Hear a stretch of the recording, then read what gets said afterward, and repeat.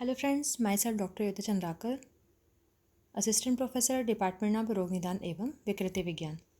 Today I am going to explain the topic of शोथ निदानम. शोथ निदानम जो होती है वो रस व श्रोतोदुष्टिजन्य व्याधियों के अंतर्गत वर्णित है. शोथ निदान का माधव निदान ने स्वतंत्र रूप से वर्णन किया है, परंतु आचार्य चरक ने इसे चरक सूत्र स्थान में वर्णित किया है एवं सुश्रुत ने भी इसे सुश्रुत सूत्र स्थान में ही वर्णित किया है. इस प्रकार से जो शोथ होते हैं वो निज आगंतुज ऐसे भेदों से अलग अलग प्रकार के होते हैं, परंतु इसका जो स्वतंत्र वर्णन है वो सिर्फ हमें माधव निदान में ही देखने को मिलता है. हम सबसे पहले देखते हैं कि शोथ की जो संप्राप्ति, यहाँ पे निदान का वर्णन जो है उसका बाद में किया गया है, परंतु संप्राप्ति को पहले बताया गया है. तो संप्राप्ति में बोला है चूँकि ये क्या है, रस व श्रोतदुष्टिजन्य व्याधि है, तो इसमें रक्त पित्त कफान वायुर्दुष्टो दुष्टान बहि सिरा नित्वा रुद्ध गतिस्तैर्हि कुर्यात् त्वंग मांस संश्रयम उत्सेधम संहतम सोथम तम आहुर निचयादतः. अर्थात कि अपने जो कारण होते हैं, मतलब ऐसे कारण ऐसे निदान जो कि वायु को दूषित करते हैं, तो वायु को दूषित करने वाले जो निदान होते हैं वो किसको दूषित करेंगे? वायु को दूषित करने के पश्चात रक्त पित्त एवं कफ को, और रक्त पित्त और कफ को दूषित करके बही सिरा, बाहर की सिराएं मतलब कि जो सुपरफिशियल सिराएं हैं, बाहर की उत्तान सिराएं हैं, उसमें जाएगी नित्वा रुद्ध गति, और जाके वहाँ पे क्या करेंगी? अवरोधित करेंगी, और अवरोधित करके कुरिया त्वंग मांस संश्रय, मतलब त्वक और मांस, त्वचा और मांस के बीच में जो स्पेस है, जो आश्रित रक्त है, उसको क्या करती? दूषित करके तीनों दोषों के संचय से वहाँ पे क्या होगा? उत्सेद सहतम, उत्सेद उभार के समान उत्पन्न होता है, उसे ही शोथ कहा गया है. अर्थात स्वप्रकोपक कारण या जो निदान होते हैं उनके सेवन करने से वायु जो होती है वो दूषित रक्त पित्त और कफ, मतलब वायु क्या करती है? ले जाने का कार्य करती है. और किसको ले जा रही है? यहाँ पे जो रक्त पित्त और कफ जो दूषित हो चुके हैं उनको ये सिराओं में ले जाती है, उत्तान सिराओं मतलब बाहरी के सिराओं को, और उसको अवरुद्ध करके त्वचा और मांस के बीच में एक उत्सेद उभार को उत्पन्न करती है, जिसे कि शोथ कहा गया है. इसके पश्चात हम देखते हैं भेद. सर्व हेतु विशेषस्तु रूप भेदान्न वात्मकम दोषः पृथक द्वयः सर्वैर अभिघात विषादपि. वाग्भट ने इसके कितने भेद कहे हैं यहाँ पे हम देखते हैं कि सभी जो शोथ होते हैं वो एक होते हुए भी हेतु की विशेषताओं के कारण इनके लक्षण के अनुसार बहुत से भेद कहे गए हैं, जिसमें कि दोषः पृथक वात पित्त कफ, उसके बाद द्वय है मतलब वात पित्त वात कफ और पित्त कफ, उसके पश्चात सर्वय मतलब त्रिदोषज, फिर अभिघात मतलब अभिघातज, और लास्ट में विष मतलब विषज. इस प्रकार से 9 प्रकार के शोथों का वर्णन वाग्भट निदान में किया गया है, अर्थात कि माधव ने भी इसके कितने भेद कहे हैं? 9 भेद. इसके पश्चात है पूर्व रूप. तत्पूर्व रूपम दवथु सीरायामो अंग गौरवम. पूर्व रूप में मेनली कहा गया दवथु. दवथु मतलब कि होना, दाह का होना.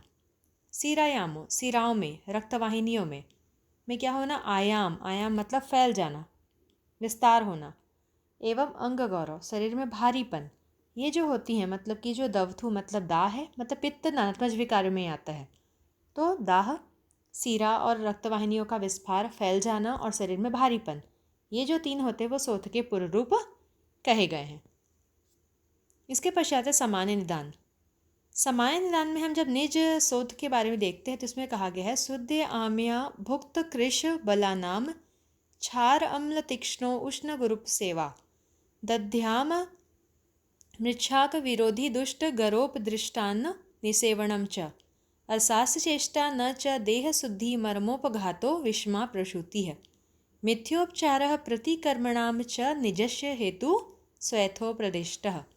चरक चिकित्सा स्थान में भी शोथ का निदान का एक विस्तृत रूप से जो वर्णन है उसमें ये बताया गया है कि जो चरक के मतलब सामान्य निदान है उसमें वमन विरेचन आदि जो पंचकर्म होते हैं, वमन विरेचन पंचकर्म, ज्वर आदि रोग जो होते हैं, भोजन का अभाव, गुणहीन भोजन, ऐसे जो कारण होते हैं जो कि क्या करते हैं? कृश और दुर्बल हुए रोगी को वो क्या करेंगे? उसके पश्चात मतलब कि वमन आदि पंचकर्म भी हो रहा है, ज्वर आदि भी है, भोजन का अभाव है, या भोजन के ऐसे कारण हैं जो कि उस कृश और दुर्बल व्यक्ति को क्या कर रहे हैं? वो अगर उसके पश्चात भी क्षार अम्ल तीक्ष्ण उष्ण गुरु भोजन का सेवन करता है तो वो निज शोथ को उत्पन्न करते हैं।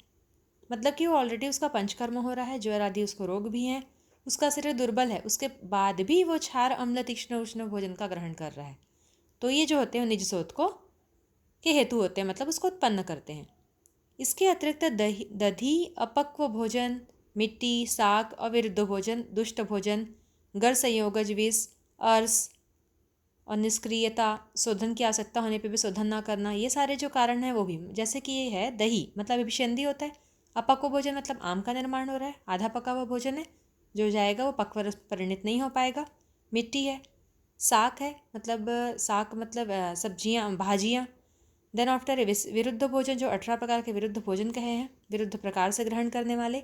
दुष्ट भोजन, गर या संयोगज विष। गर संयोगज विष मतलब कि जो धीरे धीरे क्या करते हैं उसको मतलब विष के रूप में, मतलब विष को उत्पन्न करते हैं। साथ में अर्स का होना, निष्क्रियता मतलब कुछ काम नहीं करना, और साथ में क्या होता है शोधन की आवश्यकता है, टॉक्सिसिटी जो होती है बॉडी में उसको हमको डिटॉक्सिफाई करना होता है, बट हम नहीं कर रहे हैं, तो शोधन की आवश्यकता होने पर भी शोधन न करना। इसके पश्चात दोषों में मर्मों से उपघात। तो दोषों में मर्मों से उपघात मतलब कि जो दोष होते हैं वो क्या करते हैं, मर्मों में जाके उसको विकारों को उत्पन्न करते हैं। एवं गर्भपात का होना, गर्भस्राव का होना, वमन आदि पंचकर्मों का ठीक तरह से उपयोग न करना, ये जो भी होते हैं वो भी निज शोथ के कारण होते हैं, अर्थात कि अपने अपने कारणों से ये वातज पित्तज और कफज शोथ को उत्पन्न करते हैं।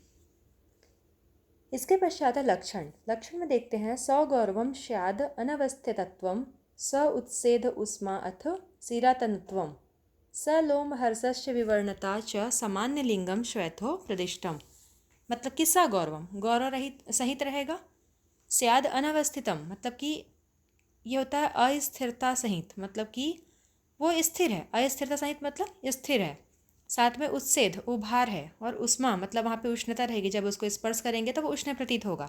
सीरातनुत्वम मतलब रक्तवाहिनियों का पतला हो जाना, उनका फैल जाने के कारण वो क्या होगा, कोई भी चीज़ जब फैलती है तो पतली हो जाती है, तो वही है यहाँ पे जब सिराएँ फैलेगी तो वो तनुत्वम पतली हो जाएगी।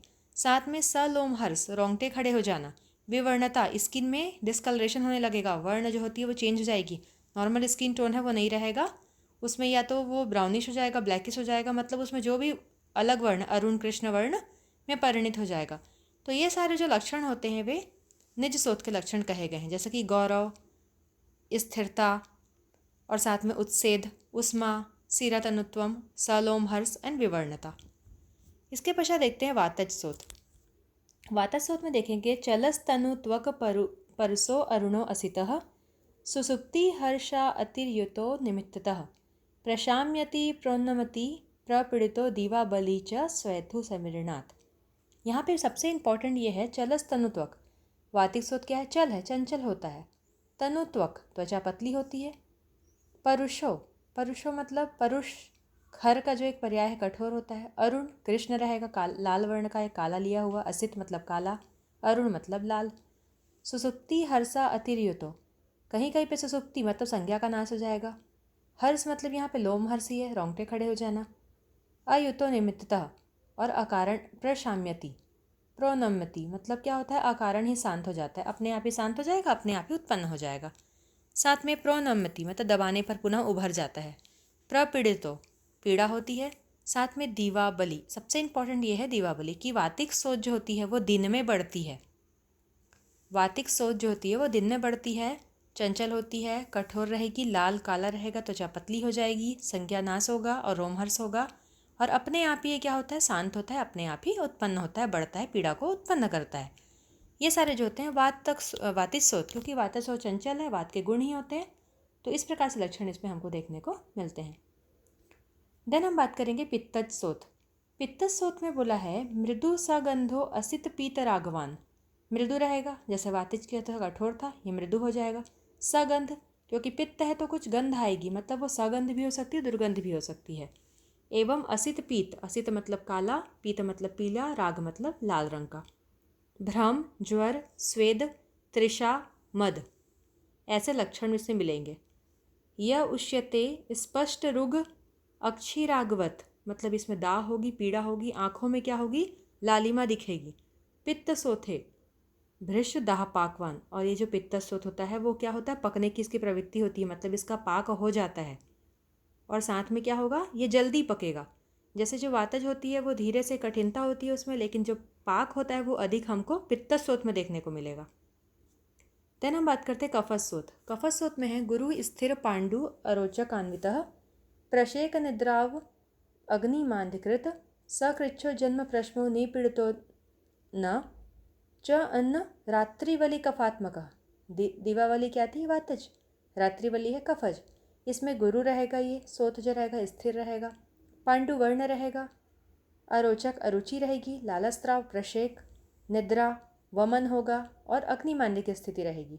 साथ में जो होता है इस सोत की उत्पत्ति और कठिनाई लेर से होती है। यहाँ पे लिखा हुआ है सो कुछ जन्म प्रश्नो निपीड़ितो न, मतलब कि लेट से उत्पन्न होता है, आराम से होता है, धीरे से होता है, कठिनाई से होता है और दबाने पे ये दब जाएगा बट शीघ्रता से उठता नहीं है।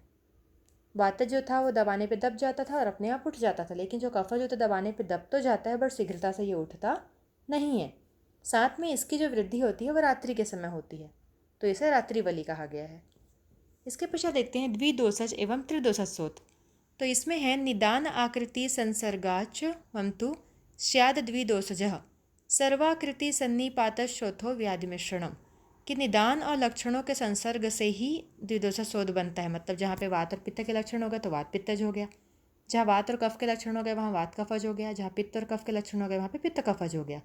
तो इस प्रकार से दो अलग अलग दोष जब मिल जाते हैं तो वो सन्निपातिक शोध को उत्पन्न करते हैं और साथ में द्विदोषज शोध को उत्पन्न करते हैं। और तीनों मिल जाएगा तो सन्निपातज, दो मिलेगा तो द्विदोषज। इसके पश्चात है अभिघातज। अभिघात मतलब बाहर से कोई ट्रॉमा, इंजरी, कोई शस्त्र कर्म। तो अभिघातीन शस्त्रादि छेद भेद क्षतादिभ्य हिम अनिलो दध्य अनिलो भल्लातक पिक कपिक कच्छुके रसे सुके संस्पर्शा शैथु शाद विसर्पवान भृशोष्मा लोहिता भाषः प्रायसः पित्तलक्षणम। इसमें बोला है कि शस्त्र आदि के छेदन से, साथ में भेदन से, छत से और हिम मतलब कि ठंडी से, इसके पश्चात समुद्री वायु से, अनिलोदध्य और जलने से, साथ भल्लातक, कपी कच्छू के सूख से, चारों ओर फैलने वाला जो स्रोत होता है वो अभिघाता स्रोत के अंतर्गत आता है। और साथ में ये भृशोष्मा, वहाँ पे बहुत ही, जब अगर उसको स्पर्श करेंगे तो वो बहुत ही उष्ण प्रतीत होगी। लोहिता भासः मतलब कि वहाँ पे लालिमा रहेगी। प्रायशः पित्त लक्षण, और इससे मेनली हमको पित्त के जो स्रोत के लक्षण थे वो हमें इसमें देखने को मिलते हैं।